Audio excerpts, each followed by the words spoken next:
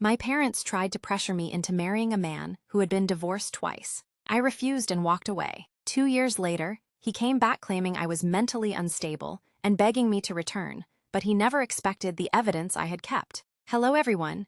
Before we start, please subscribe our channel and help us reach our first 100 subscribers. My name is Lauren Hayes. I'm 28 years old, and my parents stopped calling me their daughter the day I refused to marry the man they'd already chosen for me. They said I was selfish, ungrateful, immature. The man they wanted me to marry smiled the entire time. He never once asked what I wanted. He simply looked at me and said, "You'll understand after we're married." I looked him straight in the eyes.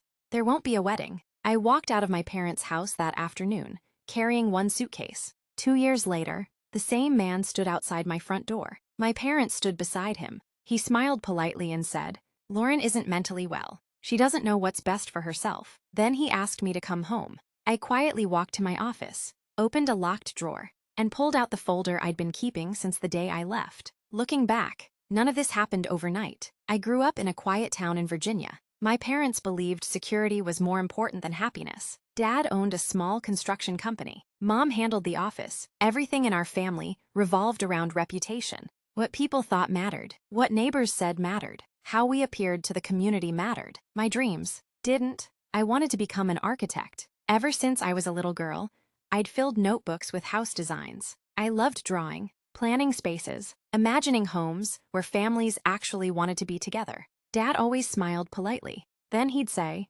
"That's a nice hobby." Mom would add, "You'll have plenty of time for hobbies after you're married." I assumed they were joking. They weren't. After college, I accepted a position at a respected architecture firm. I loved every minute of it. Long hours, demanding projects, impossible deadlines, none of it bothered me, because I was finally building the life I'd imagined. Then one Sunday afternoon, Mom asked me to come home for dinner. "I'd like you to meet someone." I thought she meant one of Dad's business partners. Instead, a man nearly 15 years older than me stood in their living room. His name was Victor Caldwell. Expensive suit, luxury watch, perfect smile. He shook my hand confidently. "I've heard wonderful things about you." I smiled politely. "It's nice to meet you." Dinner felt strange from the beginning. Mom kept complimenting Victor. Dad laughed at every story he told.